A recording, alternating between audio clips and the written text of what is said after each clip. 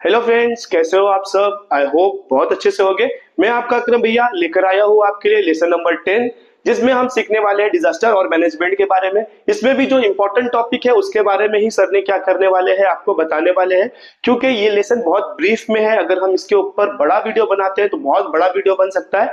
तो इसमें जो भी इंपॉर्टेंट चीजें हैं वो सर आपको क्या करेंगे, क्लियरली और अच्छे से बता देंगे। और साथ में मैं आपको बता दूं कि हमने साइंस 1 और साइंस 2 का पेपर सोल्यूशन भी आपके लिए अपलोड करके रखा है, जिसकी लिंक डिस्क्रिप्शन में अवेलेबल है। आप उसे देखकर अपनी पढ़ाई क्या कर सकते हैं, कंप्लीट कर सकते हैं। और साथ ही में जो बच्चे हमारे साथ में न्यू ज्वाइन कर रहे हैं वो चैनल को सब्सक्राइब करें, बेल आइकन को प्रेस करें और इस चैनल को अपने फ्रेंड्स के साथ में ज्यादा से ज्यादा शेयर करें। तो let start our lesson number 10। नहीं जाता डिजास्टर मैनेजमेंट। डिजास्टर मैनेजमेंट में हम लोग पढ़ेंगे डिजास्टर क्या होती है, टाइप ऑफ डिजास्टर क्या है, effect of disaster, effect and impact disaster, disaster management, natural and extend of disaster, first aid emergency और मॉक ड्रिल। ये सारे चीज के बारे में इसमें पढ़ने वाले हैं।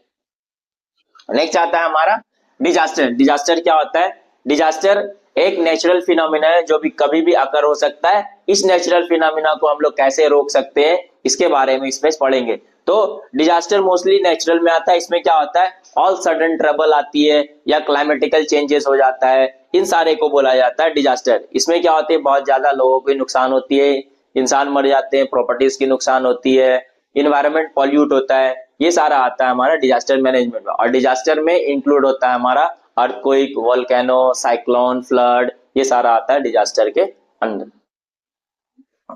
Type of disaster. Type of disaster में सबसे पहला आता है जियोफिजिकल, फिर बायोलॉजिकल और मैनमेड डिजास्टर। जियोफिजिकल डिजास्टर में आता है जियोलॉजिकल और एटमॉस्फेरिक। जियोलॉजिकल में हमारा आ गया earthquake, volcano, tsunami, landslide, landfall, erosion, alkalination, flooding. और एटमॉस्फेरिक में आ गया hot and cold wave, snow storm, snowfall, cyclone, hailstorm, drought, meteors और स्पोर्ट्स और सन। ये सारा क्या आ गया हमारा एटमॉस्फेरिक के हिसाब से डिजास्टर है।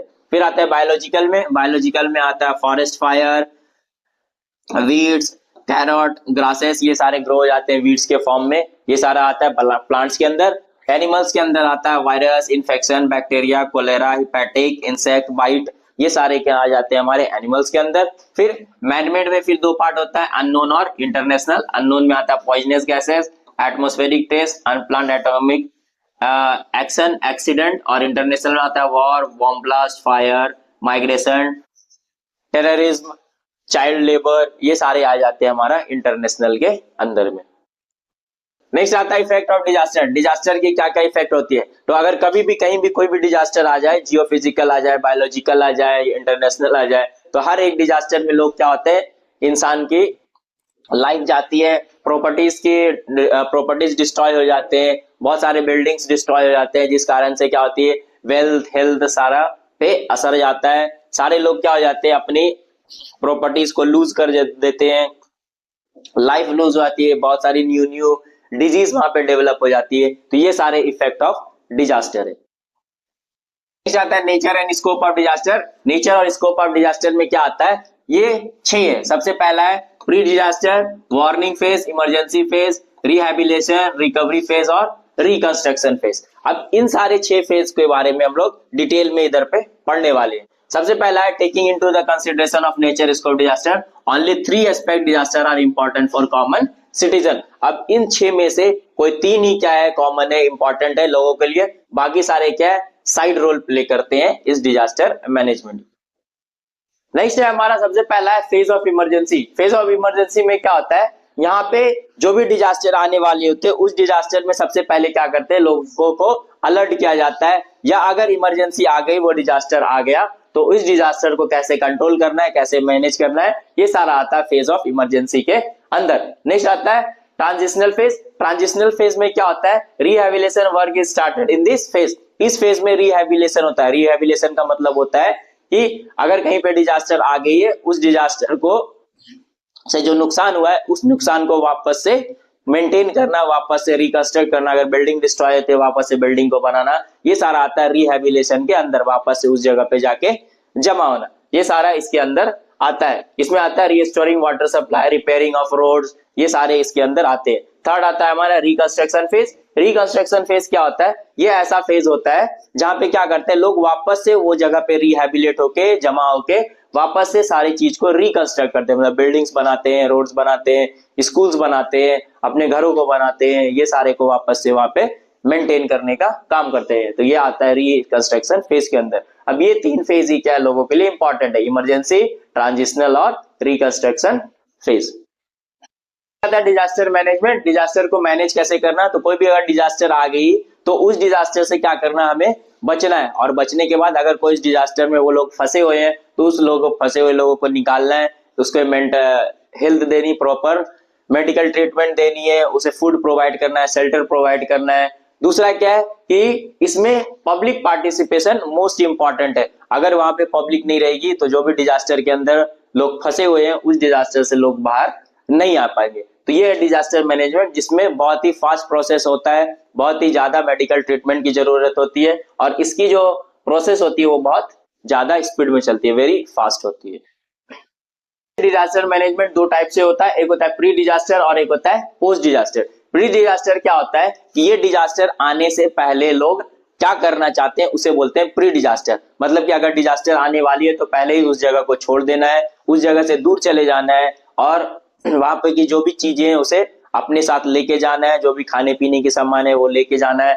और दूसरा है एक स्पेशल ट्रीटमेंट भी दी जाती है लोगों को इस डिजास्टर को कैसे मैनेज करना है। Increasing awareness about the disaster management with general public, general public जो है जो इलिटरेट है उन लोगों के साथ इसकी इंफॉर्मेशन को शेयर करना, ये सारा आता है प्री डिजास्टर के अंदर। पोस्ट डिजास्टर में क्या होती है, इसमें अगर डिजास्टर आ गई है तो उस डिजास्टर को के बाद जो लोग विक्टिम्स है, प्रेजेंट है, जो लोग उसमें नुकसान हो गए उसे कैसे बचाना है, उसको प्रॉपर ट्रीटमेंट देनी है, जो भी वहां पे डिजीज होने वाले उस डिजीज को कंट्रोल करना है, और लोगों को प्रॉपर प्रेस देनी है, प्रॉपर खाना देना है, प्रॉपर मेडिकल देना है। नेक्स्ट आता है structure of disaster management authority. Disaster management authority की जो काम होती है वो कैसे कैसे डिजास्टर की इंफॉर्मेशन एक दूसरे से पहुंचती है। सबसे पहला नेशनल डिजास्टर मैनेजमेंट की अथॉरिटी जो चेयरपर्सन होते हैं वो प्राइम मिनिस्टर होते हैं। प्राइम मिनिस्टर अपनी इंफॉर्मेशन चीफ मिनिस्टर को से देते हैं, चीफ मिनिस्टर कलेक्टर को देता है, कलेक्टर से तहसीलदार, तहसीलदार से विलेज और सरपंच, फिर जनरल पब्लिक के पास आता है। System involve in the adequate rehabilitation work, जो रिहेबिलिटेशन का काम करते हैं, रिहेबिलिटेशन के डिपार्टमेंट में रहते हैं, उन लोगों को सारी इंफॉर्मेशन आती है। दूसरा अदर सोशल प्राइवेट ऑर्गेनाइजेशन को भी इंफॉर्मेशन आती है, और ऑर्गेनाइजेशन प्रोवाइडिंग प्रिकॉशन वार्निंग, ये सारे को इंफॉर्मेशन ट्रैवल होती है, और ये सारी इंफॉर्मेशन ट्रैवल होके लोगों तक, जनरल पीपल तक पहुंचती है। नेक्स्ट आता है district disaster management authority. District में बहुत सारे डिजास्टर मैनेजमेंट अथॉरिटी होती है। ये अथॉरिटी में सबसे ऊपर आता है पहला कलेक्टर। कलेक्टर के पास सारी इंफॉर्मेशन आती है। कलेक्टर क्या करता है, रिहेबिलिटेशन टीम को अपनी इंफॉर्मेशन देता है। रिहेबिलिटेशन टीम बहुत सारे प्लान को कोऑर्डिनेट करती है, और कोऑर्डिनेट करके पूरे डिस्ट्रिक्ट में उस डिजास्टर को मैनेज करने के लिए डिस्ट्रीब्यूट हो जाता है। फिर आता है district wise disaster control unit. अब हर एक डिस्ट्रिक्ट में, हर एक एरिया में क्या रहता है, इसकी एक यूनिट रहती है। सबसे पहले मेन यूनिट को इन्फॉर्मेशन आती है। मेन यूनिट क्या करता है, छोटे छोटे सब यूनिट को इन्फॉर्मेशन देता है, और छोटे छोटे सब यूनिट पूरे अलग अलग जगह में, जैसे army, air forces, navy, telecom, ये सारे यूनिट को एक्टिवेट करता है, ताकि जब भी डिजास्टर आए लोगों को इन सारी की मदद से लोगों की हेल्प करनी है, लोगों को बचानी है। First aid and emergency action. First aid और इमरजेंसी एक्शन क्या है, जब लोग डिजास्टर में फंस जाते हैं, वो इंजर्ड हो जाते हैं, तो उसे फर्स्ट एड ट्रीटमेंट देना, प्रॉपर मेडिकल ट्रीटमेंट। अगर किसी को ऑक्सीजन सप्लाई की जरूरत है तो उसे हॉस्पिटल में शिफ्ट करना, जो ज्यादा सीरियस है उसे प्रॉपर ट्रीटमेंट देना, ये सारा आता है फर्स्ट एड और इमरजेंसी एक्शन के अंदर। अब क्या आता है, यहाँ पे कुछ साइंस है जो इमरजेंसी एक्शन में के लिए दिए जाते हैं, या ट्रीटमेंट के लिए, या फिर सिंबलाइज किए जाते हैं, ताकि वहां पे कोई भी डिजास्टर ना आ जाए। सबसे पहला आता है फ्लेमेबल लिक्विड। इसकी साइन ऐसी होती है, फ्लेमेबल गैस की ऐसी होती है, और एक्सप्लोसिव की इस तरह की। अब ये तुम्हारे पेपर में पूछा जाता है, इसको याद करना है।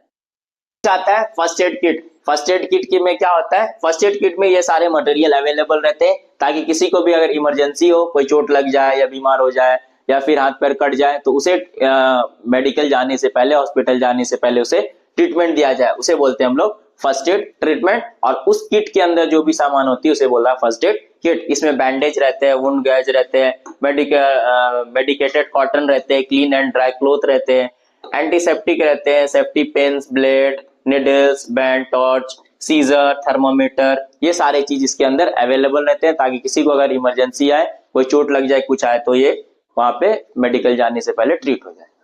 मॉक ड्रिल ये इंपॉर्टेंट है, ये पूछा जाता है पेपर में 2 मार्क्स के लिए। मॉक ड्रिल क्या होता है, व्हाट इज मॉक ड्रिल? तो मॉक ड्रिल क्या है? मॉक ड्रिल एक ट्रीटमेंट है, एक प्रैक्टिस दी जाती है लोगों को कि जब भी डिजास्टर मैंने आ जाए तो उसे कैसे मैनेज करना है। ये एक ट्रीटमेंट दी जाती है, एक प्रैक्टिस दी जाती है, एजुकेट किया जाता है लोगों को, या फिर कुछ ऐसे लोग होते हैं जिसे ये स्पेशल ट्रेनिंग मिलती है इस चीजों की कि डिजास्टर को मैनेज कैसे किया जा सकता है। जैसे जो फायर फाइटर रहते हैं उनके लिए, वॉर वाले आर्मी के लिए, ये सारे को वो मॉक ड्रिल दी जाती है कि जब भी कोई डिजास्टर आ जाए तो उस डिजास्टर से लोगों को कैसे बचाना है, वहां से जहां पे डिजास्टर आ गई है वहां से विक्टिम को कैसे बाहर निकालना है, या फिर कहीं आने वाली है तो वहां के लोगों को कैसे बचाना है। ये सारा इंफॉर्मेशन मॉक ड्रिल के अंदर आता है।